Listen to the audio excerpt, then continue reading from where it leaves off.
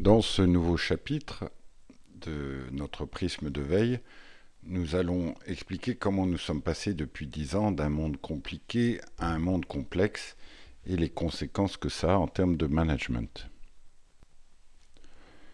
Donc, chez InnoCherche, nous faisons de la veille transverse sur les usages, avec l'avènement de l'Homo sapiens avec orthèse intellectuelle depuis début 2007, qui amène d'énormes interactions, des nouvelles interactions, et c'est ça qui crée ce monde complexe. Le monde complexe est la conséquence d'un monde dans lequel il y a beaucoup trop d'interactions pour savoir lesquelles vont être dominantes, et on ne peut plus faire de prévision.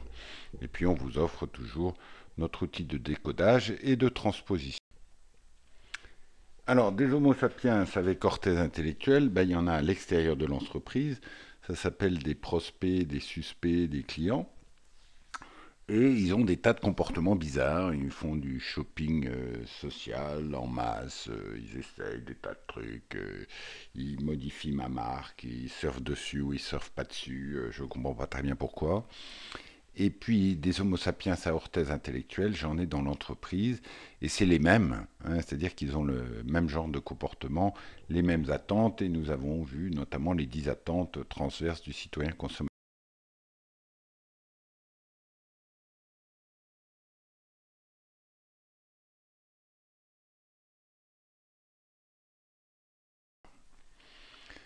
Alors, le XXe siècle, on pouvait le caractériser comme un monde compliqué, c'est le monde de l'ingénieur par excellence, où une boîte de vitesse, c'est compliqué, c'est pas facile à monter, c'est pas facile à concevoir.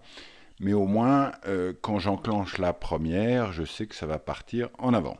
Donc c'est vraiment les mêmes causes engendrent les mêmes effets. Donc c'est un monde reproductible, donc prévisible, et on a construit tout notre management là-dessus. Le 21e siècle, c'est un monde complexe. Alors c'est l'image aile de papillon que parfois les gens ont du mal à comprendre. C'est pas que une aile de papillon va provoquer un ouragan 3 semaines plus tard à l'autre bout du monde, sinon il y en aurait tous les jours. C'est de temps en temps, ça peut très rarement provoquer un ouragan, et on verra dans une autre rubrique des exemples là-dessus. Donc on est dans un phénomène où la même cause peut produire parfois des résultats imprévisibles, et la meilleure analogie, c'est le monde de la biologie. En biologie, on n'est pas comme dans le monde de l'ingénieur, rien ne se perd, rien ne se crée, tout se transforme. On est dans le paradigme du vieillissement, tout vieillit, mais la fonction est préservée. C'est-à-dire mon foie n'est pas ce qu'il était quand j'avais 5 ans, mais malgré tout, il assure sa fonction. Alors, dans un monde compliqué, le principe de management, c'est la répétabilité, prédictabilité et les process. Donc, moi, dans l'industrie chimique, j'ai été biberonné à Robert Cooper sur le stage gate management, qui expliquait que pour réussir en business, il fallait faire des étapes 1, 2, 3 de la R&D. On ne passait pas l'étape 2 avant d'avoir fini l'étape 1. Et ensuite 1, 2, 3 du marketing. Et ensuite du commercial. Donc, c'était le fameux pipeline.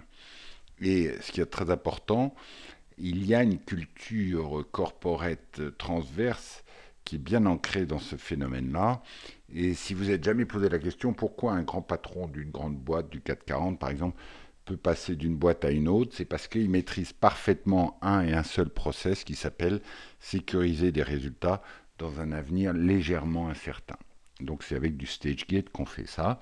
Mais malheureusement, quand on arrive dans un monde fortement incertain comme aujourd'hui, ces principes de management sont tout à fait inefficaces pour réussir à piloter son entreprise dans ce nouveau monde. Donc dans un monde complexe, on l'a vu, ce n'est plus prévisible. Donc on doit se focaliser sur le problème à coup de fail fast, MVP, et puis on fait des itérations rapides. Donc c'est le livre d'Eric Ries, Lean Startup, écrit en 2009, qui explique bien comment les entreprises dans la Silicon Valley travaillent. Et donc cette itération, l'idée, je construis, je mets vite sur le marché un produit qui n'est pas du tout fini, qui s'appelle un minimum viable product. Je regarde les réactions du marché, d'accord, et je modifie, je lance la version 2, etc., etc. Donc c'est en mode fail fast, itération rapide. Et ça, donc, c'est un mode de management qui n'est plus du tout séquentiel, linéaire comme avant. Et donc, Eric Ries, qu'on voyait il y a 2 ans au SXSW, nous racontait que depuis 2 ans, il travaille pratiquement exclusivement avec les grosses boîtes qui lui dit venez nous apprendre cette méthode de travail, on n'arrive pas à faire du lean design en itération rapide. Et même Toyota un jour l'appelle en lui disant venez travailler avec nous, et lui dit non monsieur Toyota, vous êtes le patron du lean, tous les matins je fais ma révérence devant la cheminée. Et le gars dit non, nous on est lean manufacturing, nous Toyota, mais lean design on ne sait pas faire, on fait comme tout le monde, 5 ans et demi pour amener une nouvelle technologie dans une voiture.